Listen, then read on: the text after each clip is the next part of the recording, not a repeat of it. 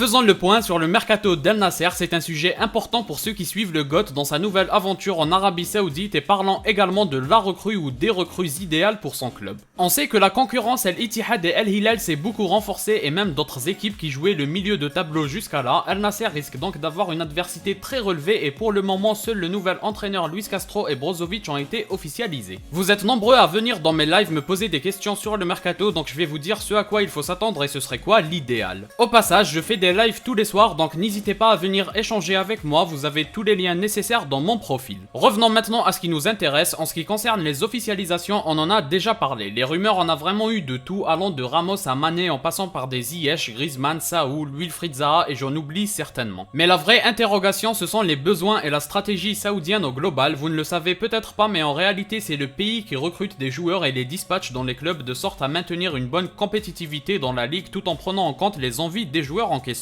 Mais il ne faut pas oublier que l'Arabie Saoudite a aussi comme objectif d'améliorer les prestations de son équipe nationale, donc il ne faut pas s'attendre à un 11 complètement étranger. Le 11 sera forcément aussi constitué de joueurs locaux parce qu'à Al Nasser on a déjà Ospina, Talisca, Conan et Martinez en étranger ainsi que Ronaldo et Brozovic qui sont venus s'ajouter. Pour moi, idéalement, il faudrait un défenseur de classe mondiale style Sergio Ramos, ce serait le rêve absolu. Et ensuite, pourquoi pas De Gea en gardien, comme ça on aura une bonne colonne vertébrale de grands joueurs sur lesquels pourront s'appuyer les joueurs les plus faibles de l'équipe. Pourquoi pas aussi une deuxième recrue en plus de Brozovic au milieu parce que pour le reste, les latéraux et le petit Garib, je trouve que c'est plutôt correct. Mais si vous voulez mon avis, je ne pense pas qu'on ira au-delà de 3 recrues, ce serait déjà énorme. Enfin bref, en conclusion, c'est à vous, comme toujours, mettez-moi votre recrue idéale dans les commentaires et pensez à me suivre et liker la vidéo pour ne rien rater en ce qui concerne le GOAT.